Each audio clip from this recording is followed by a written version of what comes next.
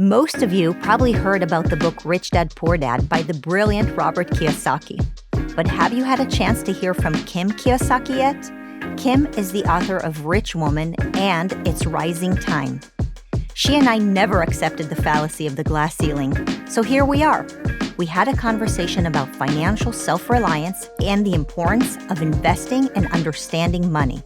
We also talked about the economic downturn. I hope you'll enjoy this episode of Real Talk.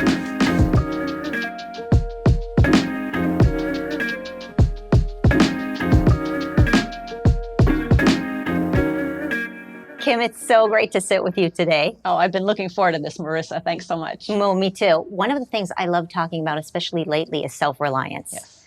And you have been talking about self-reliance when it comes to money for years now. Yes, I have. So how would you say self-reliance and money go together? Why are you so passionate about that? I would say this. If people took personal responsibility for their financial lives, we would have so many problems disappear. Because what are people being taught today? They're being taught, sorry, I can't take care of myself. Well, here's a stimulus check. Oh, here's entitlement checks for you. Here's unemployment checks. And, oh, by the way, the rich, they're the ones that are causing all these social problems. So the narrative that's being taught to these people, to everybody out there, is not to be self-reliant, but to let the government take care of you. And I've been a stickler, just like you, Marissa, I've been a stickler for teaching people to take care of themselves financially. One of the things, I used to be an educator, maybe some ways. I'm still an educator today. You are, definitely. I have a larger in a student body, in right? a different forum, yes. Yeah, and I'm a mom. And so one of the things that I tell my kids all the time is that one's greatest disability is their attitude. If you have a self-reliant attitude, if you're a problem solver, if you're a lifelong learner, if you just even believe in yourself, you will eliminate so many of the obstacles in your ability to be more successful. Oh, absolutely. Your mindset, your attitude can also be your greatest asset. And I spend a lot of time personally, on this because this can get in my way. This can sabotage what I want to have happen. So I spend a lot of time being aware of what is going on here so that I have a mindset that is a problem-solving mindset. Because as an entrepreneur, purpose of a business is to solve problems. Mm-hmm. And so when we started the Rich Dad company, the problem we saw, again, going back to financial education, there was no financial education being taught anywhere in the schools throughout the world. So we took on that task to solve that problem. Now, if my mindset is a victim mindset of, I can't fix this, or I can't do this, or there's no financial education in school, versus a mindset of, let's go figure out how to solve this problem, that makes all the difference. How did you develop this mindset? How do you become the way you are? It took time. You know what? When I was 18 years old, my sister sent me, what is his name? Wayne Dyer's book. It was called Your Erroneous Zones. And it talked about your mind and how you allow things to happen and not being a victim, but being in control of yourself. And I read that when I was 18 and I was hooked. And so I started reading, personal development, self-development books, things like that. And I just knew the power of my mind and my attitude. I had parents that were very positive. My mom was a very positive person. So I had that environment growing up. But it does take training. Mm-hmm. I have to train my mind to keep that attitude that's going to be the most beneficial to me. So I know that one of the reasons you're so successful is because you have this, lifelong learner, problem solver, yes. Attitude. But the other thing is you're obviously very successful. You've done very well financially in real estate in particular. How did you come to learn all this stuff? I mean, did you go to school for it? That's a good question. No, I did graduate college with a degree in marketing, but I really learned nothing about marketing or business in college. It was a fun 4 years. I had a great time. But I knew nothing really about business other than a few little things. I knew I wanted my own business. Matter of fact, my first job out of college was at an advertising agency in Honolulu. And after 9 months, my boss fired me. And I'm like, why did you do that? And I was really upset. So the company actually hired me back. And then this time it was 6 months and I got fired again. And I'm like, I was so upset and I was yelling at everybody. I was mad at everybody. And finally I looked and I look in the mirror and I'm like, there's a common denominator here and it's me. And I realized that getting fired was like the best thing that could have happened to me, because number one, I hate being told what to do. I think you can relate. I think you can relate. Me? Yes, No. yes, yes. And I hate being told what to do. And I always wanted my own business, but I didn't know how to get started. And that's when I met Robert. And he said, what do you want to do with your life? And I said, well, I want my own business. And he said, well, I started many businesses and all of my friends are entrepreneurs. So I started with 3 months later, I had a small little business. I just learned hands-on. I made a lot of mistakes, a ton of mistakes. I think that's one of the keys to success, is you got to make a lot of mistakes. People come out of school scared to death of making a mistake, scared to death, because we're punished if we make a mistake. We get an F or we get ridiculed. So kids are trained all through school, through college, not to make mistakes, but that's the only way we learn. That's right. So that's how I've learned. I start kiss small. your calluses, right? You gotta kiss them calluses. Yes, absolutely. I'm proud of everything. Yeah. I'm proud of it all. But I just take small steps, small little steps, make mistakes, correct, learn from the mistakes, keep going. That's how I've done it with business. That's how I've done it with real estate. I think that's the key for me. Yeah, that's how you learn. Yeah. So there's something else that we have in common. Yes. Aside from not like being told what to do. By the way, I served in the military, and I was almost sent to jail because I was like, disruptive in the military. Self-reliant. There's a few rules in your military. Right, yes. rules don't do very well. But the other thing we have in common is this diversity of genitalia quotas that are happening right now in our culture. And, I struggle with it a lot because I feel like I've worked really hard to get to where I'm at, and it really has nothing to do with my gender. No. I think that in some ways being a woman has helped me personally in that, I have a certain ability to juggle a whole bunch of things at the same time, and, maybe a certain understanding of the world that might be different from men, but I certainly have never gone to any sort of position in my life because I'm a woman. Correct. And the reason I really struggle with today's culture is that we're trying to place women in a situation where it looks like we need certain crutches, right? And so it's not equal opportunity, but equal results. And so when you have these boards that require quotas of number of women and et cetera, then women like you, who are just badasses, who've made it, and you, who've made it. I mean, you didn't make it in the financial world because somebody handed you a crutch, right? Yes. And so it is so frustrating to me to see people like you, and we look up to you, women like you, and when we're hearing that there are these quotas now, and I just don't believe that you ever needed any sort of crutch. Right? I think it is a crutch. I think you're absolutely right. It's an excuse. I think it makes women less than who they are, because you're basically saying to a woman, sorry, you can't make it on your own merit, so we have to help you. I mean, it's such a hit to a woman's self-esteem. I think quotas of any nature are just, they're telling you that you are less than who you really can be. I don't think gender has anything to do with success. Mm-hmm. Certainly doesn't have anything to do with money. Again, it goes back to what we're taught. We've been taught as women that money is a man's game, investing is a man's game. Well, I tell you what, I know a lot of women, female women investors, and they're damn good at what they do. And they have, I think, to your point, they have an advantage because we women generally, I'm speaking very general, we have good intuition. Mm-hmm. We like to nurture our investments. We like to nurture our business and our employees. I think being a woman is a great advantage in business and in money. What we're being taught is that, it's a man's game. And I have so many women that I come across because as I travel, I teach a lot of women, and they'll say things like, I'm just not good at numbers. My eyes glaze over. Bad at math. Oh, I let my husband handle that. And I'm like, well, one day your husband might not be there. Mm-hmm. And the statistics show that what happens to women as we get older is due to a divorce, due to death of a spouse, due to bad money management, we find ourselves in a financial disaster. Hmm. So it's one of the reasons I really am very supportive of women taking control of their financial lives, because as we were talking earlier, when a woman is in charge of her money and her self-confidence, her self-esteem, because money can be a very controlling subject and a psychotic subject at that. Mm-hmm. And it can enslave you or it can set you free. And you and I are all about people being free. Right. Absolutely. I mean, I think even more so, it's not a matter of, you know, being separated from a husband and because of that having to be good with money, but two minds are better than one.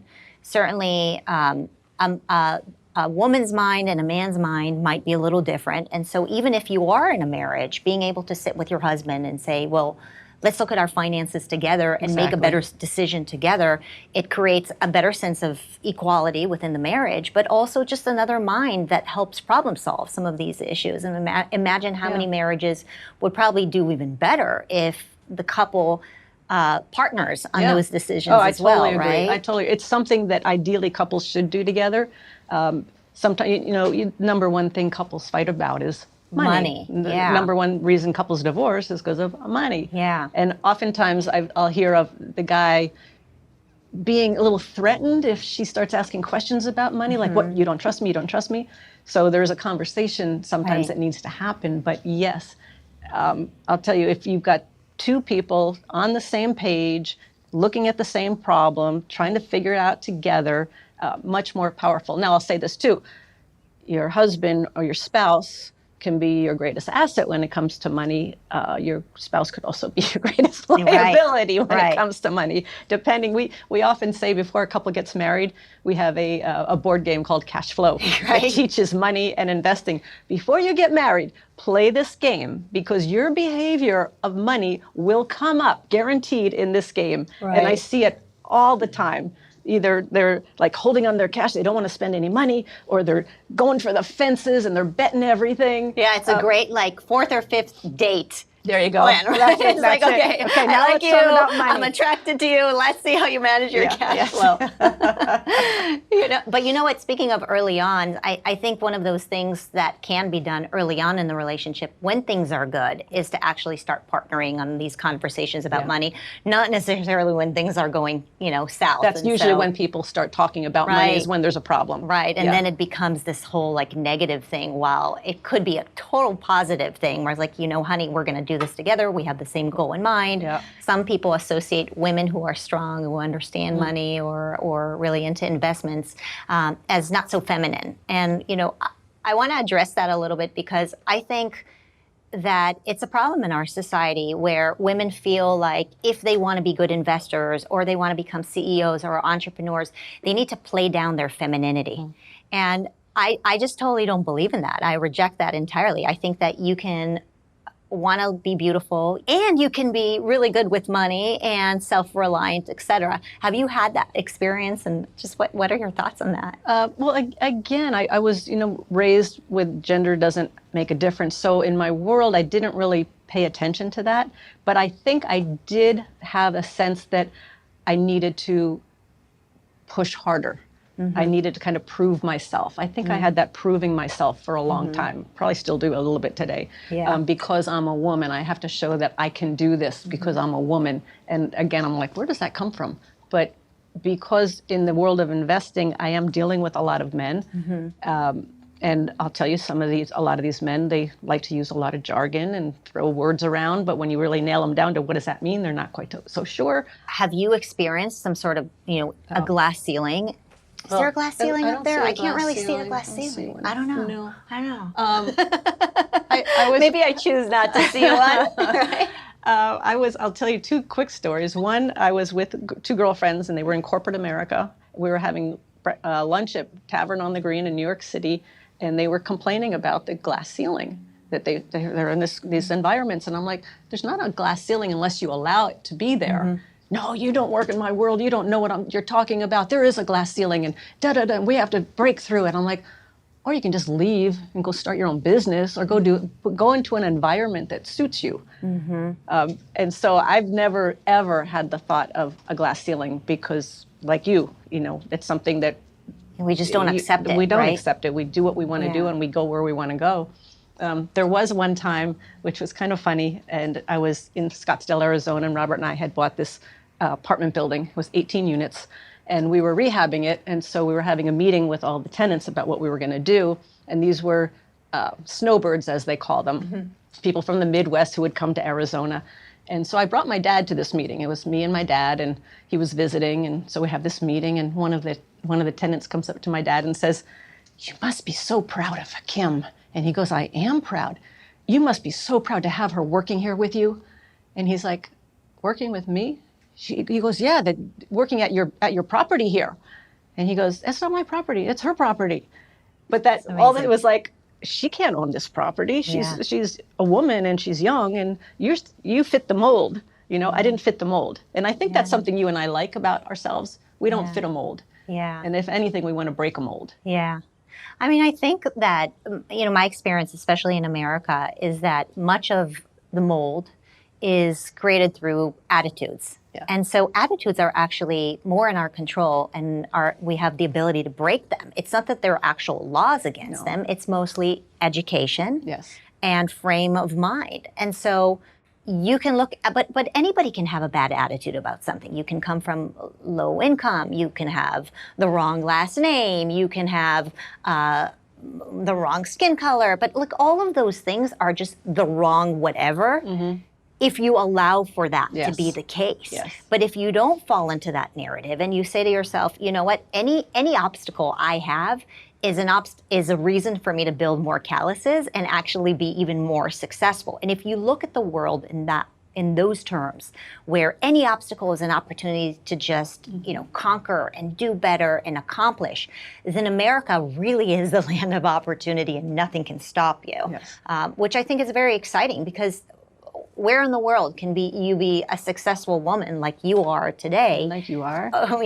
It's so incredible, and it really breaks my heart where we have universities and courses dedicated to just teaching women that they're just going to have obstacles, but not to look at those obstacles as a means to just succeed better and climb up that ladder and actually conquer more and more and build those calluses and succeed. Yeah. So it's one of the reasons I love PragerU, because you have that whole personal responsibility. You have, what are you going to do? What action are you going to take? And I'm with you. I'm so concerned. What's happening right now is we're teaching people, not just women, but everybody, but women as well, to be victims. Not to take control of their lives. Oppression Olympics. Yes, I like that word. Oppression Victim Olympics. bingo. Oppression Olympics. Yeah. And I don't know how the only way we're going to get through is you've got to have that strength. You've got to have that ability. You've got to have the whatever it takes. I mean, I know my team at Rich Dad, we can, as a team, we can solve any single problem that comes up because we all have that attitude. Now, we had somebody on the team who was like, "Oh, well, I can't do this and I can't do that. I'm going to be late here." And I'm like, "Okay, you don't belong here." But unfortunately, that's what so many universities are putting out today, are these victims. Exactly. So we need to change. That's why I love PragerU, because you're changing that. We're at Rich Dad, we're changing that through financial education. I think we've got to just keep educating in small pieces, keep educating kids and adults, because adults are coming right alongside as well. Start educating them and start giving them skills and training them that obstacles are great. There's a study that was done, I thought fascinating, study that was done of centenarians, people that were 100 years or older, and they wanted to find out the 3 common denominators for their long life. So the first thing they found is they had a sense of purpose. Could have been small, gardening, could have been a big purpose. They were optimistic, which I think is a key in all of this. How do you succeed and get through obstacles if you're negative? You've got to have that positive. So sense of purpose, positive, and they had resiliency, how well you came back from a setback. And these were the people that lived over 100 years. Wow. So it's like you look at people today, there's a setback. As an entrepreneur, we have setbacks all the time, right? And that's how you succeed. How resilient are you? You fall down and curl up in a little ball, or you say, I'm going to go take this on. I mean, I don't like making mistakes. I don't like having problems, but that's the only way we're going to grow. We're going to grow the business. We're going to grow personally, is by overcoming that. You usually don't like the mistakes and the problems while you're in it. But then when you look back 5 years later, you're like, oh my God, I need to go through that. I learned so much. It strengthened me. It made me everything I needed to be today, right? Oh, the biggest obstacles I faced, now I look back and go, wow, that was part of my life's destiny. That was part of the journey, for sure. So I love the concept of, the mental state and the attitude, but you also give nuts and bolts, right? You actually teach about some of the most important things that people need to get started with. Yeah. And so what are those? If I want to become more financially literate, how do I get started on that one? That's a good point. And you just said it. If you want to, you Yeah. got to want it. Yeah. People just are expected to be given stuff. No, if you want to take control of your financial life, you got to get invested in it. Mm-hmm. If you want to start a business, you've got to get invested. You got to want it. Yeah. Yes, like any problem solving, yes, right? You need to. So first is making that commitment that you're going to do this, because becoming financially secure, if you're not today, it's going to take some work. It's going to take some time. Just like anything that breeds success, it takes time, it takes effort, it takes action. Sure. So the first thing, step number one I would do, and this is what I did, is I would learn the language of money. On my desk, I still have a dictionary, a financial dictionary. I have a real estate dictionary, because people throw out jargon all the time. Mm-hmm. But if you can understand the simple language of money, such as, financial statement, income, expense, asset, liability. If you can understand that, that's a huge start. Return on investment. If I give you $100 in an investment, how much am I going to get back? Mm-hmm. Return on investment, things like that. The simple things. It can even be, understanding how to add and subtract. It's not much more difficult. But the biggest thing I would say to people today, especially as you're looking at your financial situation, is understanding the definition, and this is Rich Dad definition, Rich Woman definition of asset and liability, because this is where people get in trouble. So an asset, very simply, is something that puts money in your pocket, whether you work or not. So for example. So like my house. Okay. My house is not an asset. Your house is not an asset. People will say, yes, it is, because that's what the banks tell me. But I own it. It's my asset. It's your asset, and that's what the financial advisors tell you. But if you look at it, something that puts money in your pocket, whether you work or not. So you still, even if you have no mortgage, you still have insurance, you still have taxes, you still have maintenance and upkeep. So that takes money out of your pocket. Now, if you take that same house and you rent it out, and you collect the rent, and off of the rent, you pay your mortgage and you pay your expenses. And if you've done a good job, you have a positive cash flow, then that's an asset. Okay. So you buy a share of stock, and you buy it at $20, and then you sell it at $50. That share of stock just became an asset when you sold it. So that's an asset. A liability is something that takes money out of your pocket. Our personal residence, our cars, credit cards, all of those things take money out of your pocket. Here's the problem.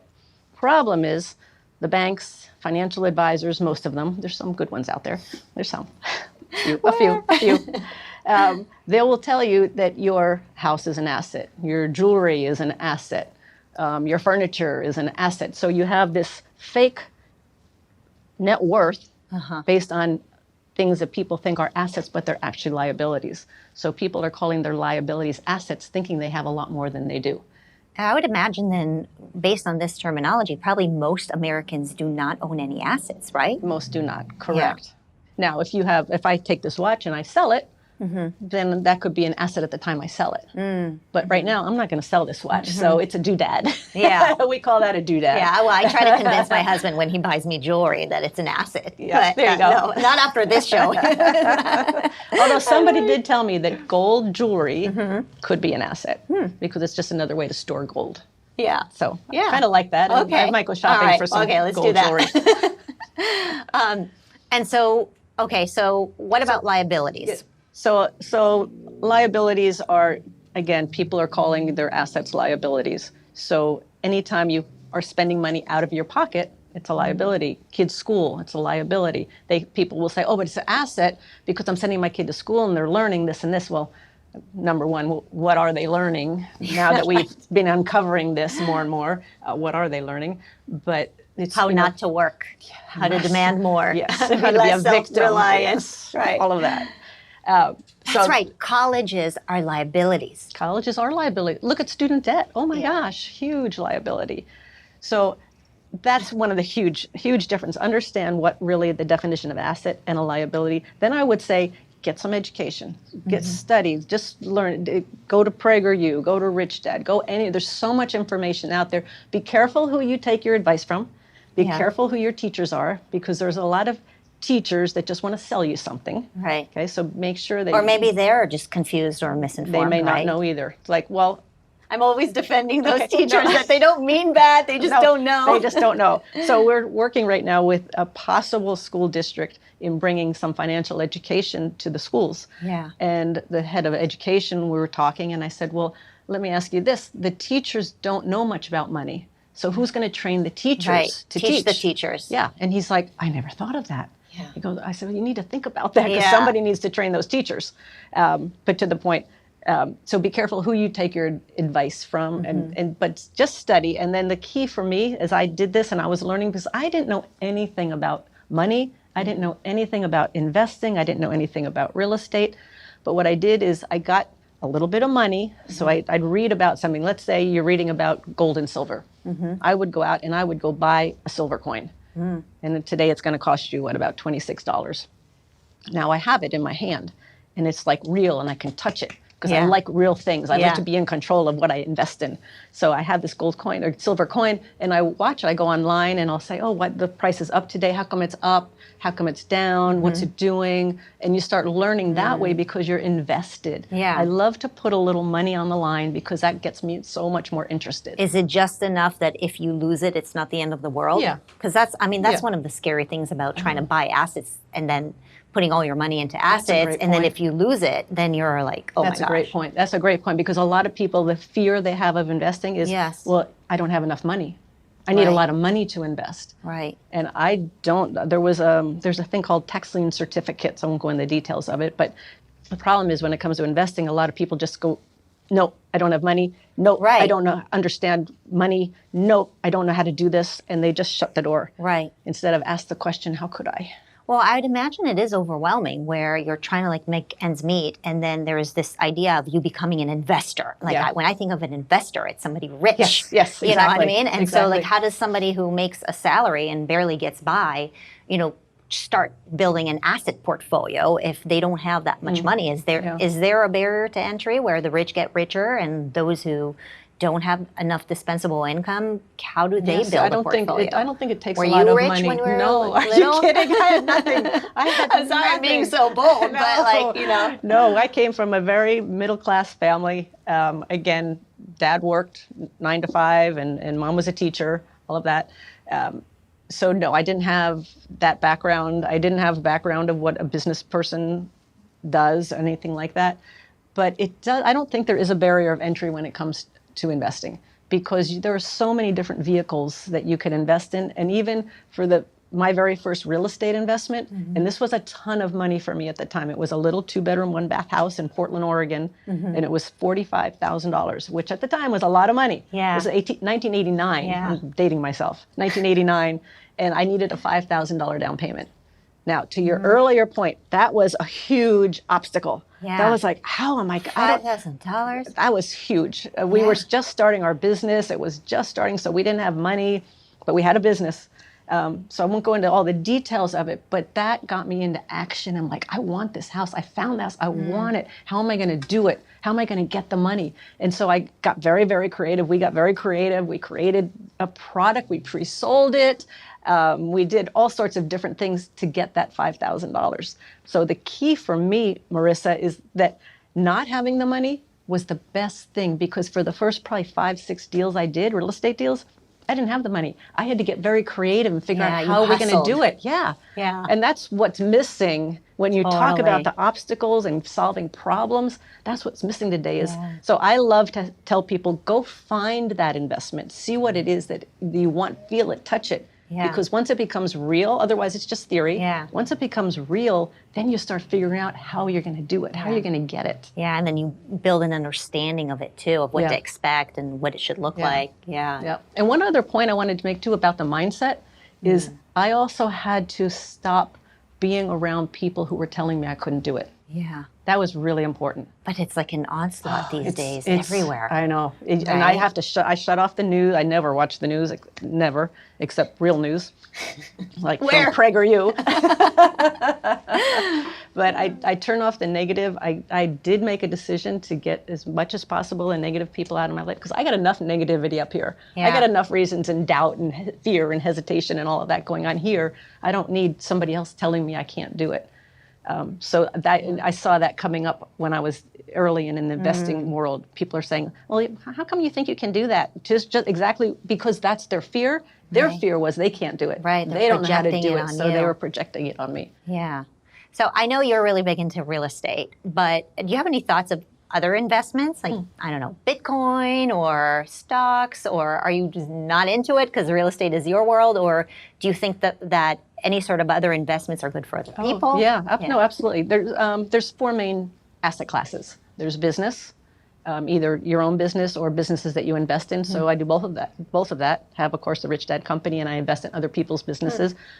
But I invest in people's businesses who I know and who I can pick up the phone and make a phone call to. So I have a sense of control. Yeah. I guess confidence in the person who's building the business. Yeah, that's right? actually who I'm investing. People invest in people. That's right? who I'm investing in, not so much their product or service.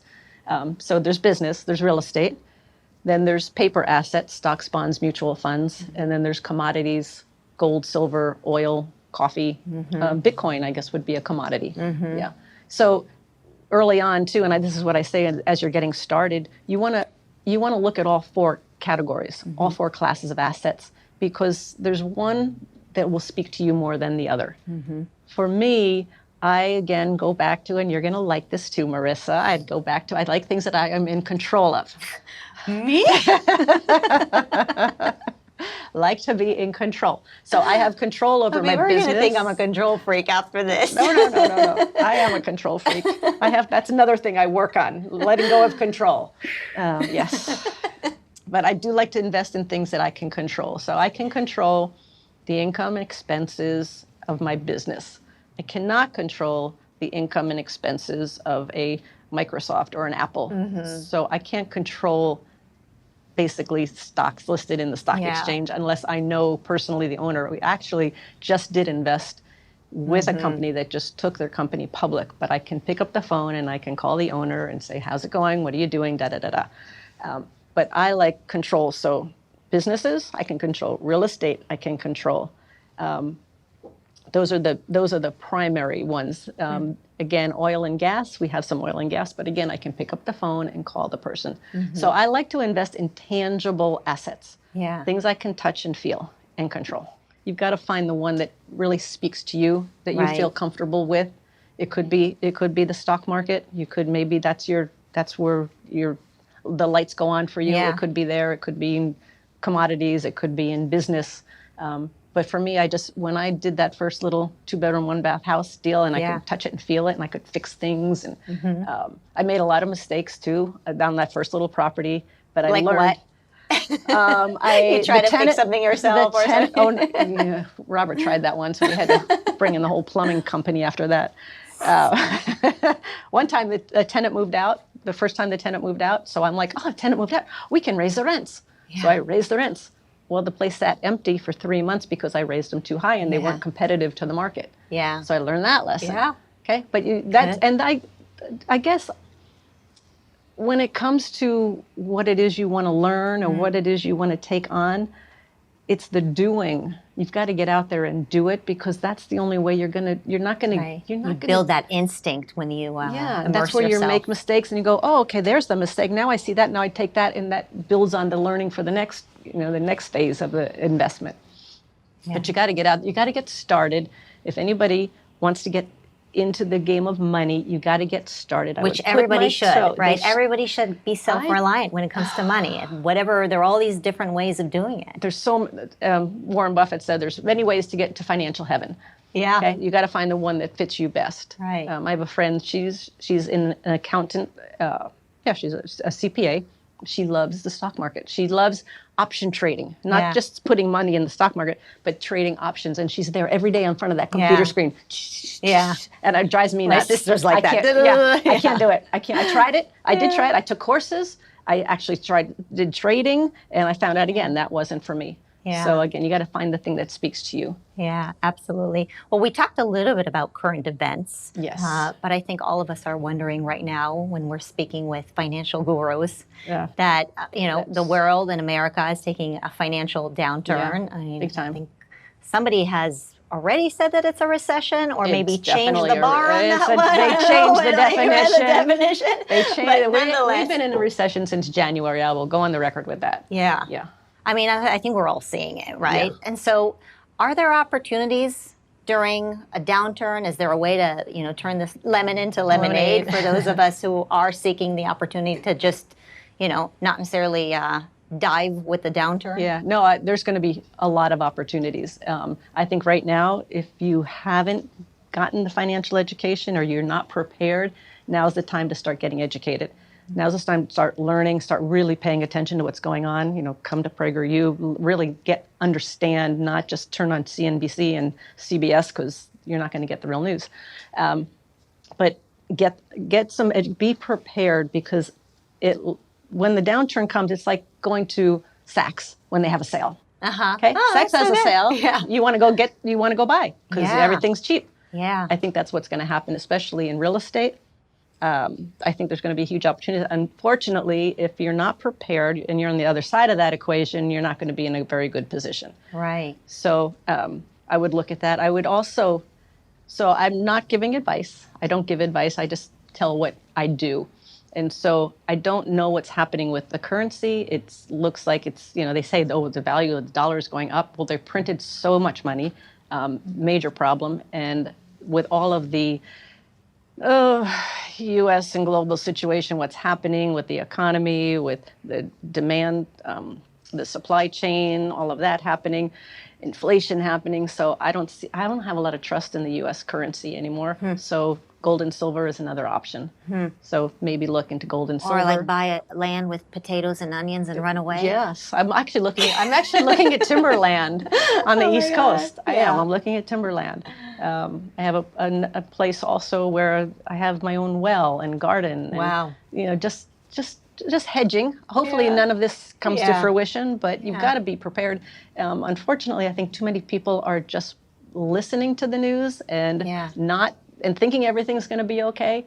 I don't think everything's going to be okay. Not for the average person. Yeah. Well, I think now more than ever, this whole concept of self-reliance and every aspect of our lives, financially, when it comes to education, when it comes to our health, when it comes to our security, hopefully this is really waking America up. That's what excites me the most. Yeah. Is that I think now it's gone so far the other way that people are waking up. People are starting to draw back the curtain, the veil, and see what really is happening. That's my optimistic self says we're going to now stand up more and more and more. As Dennis does, and as we all do, we're going to stand up more and more and say no more to this. Exactly. I think that's going to be. I think that's my. Yeah, that would be such a powerful thing. All right, I have a surprise for you. So speaking of you and self, I have 4 cards. Uh-oh. It's a test. It's a test. So which one are you? I must always be right. This is good. I must always be comfortable. I must always be liked. Okay. I must always win. Well, let's see. Let's see. And why? Okay. I must always win. I must always win. Not at all costs. Yeah. But I must always win. Yeah. And Robert's like that too, Robert's right? very much like that. Very, very competitive. I love to win at everything. I love to win at card games. I love to win at, that's why we created the cash flow game, because I love games. Yeah, so that's it's like want to win. The must be comfortable. I think that's what is happening too much today. I have a fitness trainer, and he says, Kim, he goes, as I'm lifting this weight, and I'm like, this is really heavy. He's like, Kim, you've got to get comfortable with being uncomfortable. And I think that's a key that's not happening today. People just want to be comfortable. Don't hurt my feelings. Don't say that. Yeah. Oh, don't you can't. I can't show up on time. Right. That's against. I have to sleep in. Yeah. They don't want to be comfortable. That's so But I have to get comfortable being uncomfortable. Yeah, I also think there's a lot of I must always be liked going around out there, which is why people who do believe that, America is going to go downhill if we continue with this, woke PC culture, but they're afraid to speak out. And, they'll even, post things on social media that they don't truly believe in, but they'll do it because they want to be liked. Yeah. And so that's really dangerous. That's very dangerous. Yeah. And I used to have a lot of that. Yeah. Until a few things happened, and after a while, especially as you get older, it's like, I don't really care what you think about me. Yeah, you can't win at that one all the time either. You're not going to be liked all the time. No, you're not going to be liked all the time. And finally, when you realize that, you go, okay, so I just need to win and not be liked all the time. But that's good. I love that. I must always be right also is a tricky one, because that's very dangerous, actually. If you're in a power position like a lot of people are, and they have to be right, they're not going to hear anything else. They're not going to get any feedback. They're not going to hear any of the critique, because they have to be right. They're not going to look at other options. They're not going to look at other answers. Right. They're not going to keep learning. They're not going to keep learning. Right. Yeah. So good. Yeah. It's one of the reasons, too, I think women also make very good entrepreneurs. In terms of my team and all, I never think I have an answer. And I always bring the team together if we have a problem, if we have simple things on even vacation time. What do you guys want? How should we do it? And you include the whole team. What I love about when I bring a problem to the team, instead of thinking I have to solve it, oh my God, the ideas that come up. The other day we were there, and our CPA, our CFO, comes up with a marketing idea. I'm like, what in the world? Where did that come from? Because he has a very minded and very number-minded thing. He goes, well, what if we did this? And we're all like, wow. Yeah. So you never know what answers are going to come from who. Yeah. So I think getting this out of the way, collaboration is a key, and I think that's a little more prevalent with women than men. Yeah. That's why I'd like to see more and more women in higher positions. Yeah, based on their own merit. Yeah, right? Based on their own merit. Based on their own merit, not on quotas. Where's that glass ceiling again? I don't see it. Anyway, it was so great talking to you. Oh, thank you, Marissa. Thanks for teaching me so much. Oh, thank I love you for your the books. work you're doing. I love your lectures. I love everything about you. So thanks so much for coming on. Thank you. Well, and I just want to say this too, is thank you for the work that you're doing, because the thing that scares me the most right now is what's happening to our Constitution, what's happening to our freedoms and liberties, our freedom of speech, our freedom to peaceful protest, censorship that's happening all over, not just the U.S., but the world, but let's just talk about U.S. And you guys are taking a stand. And I wanted to be with you on this program because I want to be part of that stand that you take. It's very, very important. And as I said earlier, we don't have the luxury anymore to sit back and just let it happen, because it's happened so fast. I don't know what's going to happen tomorrow. It's happened in 18 months. Look at the change. So I just applaud you and Dennis and your team, and really honored to be a part of all of this with you. Thank you, Kim. That really means a lot to me. It really does. Thanks. Thank you.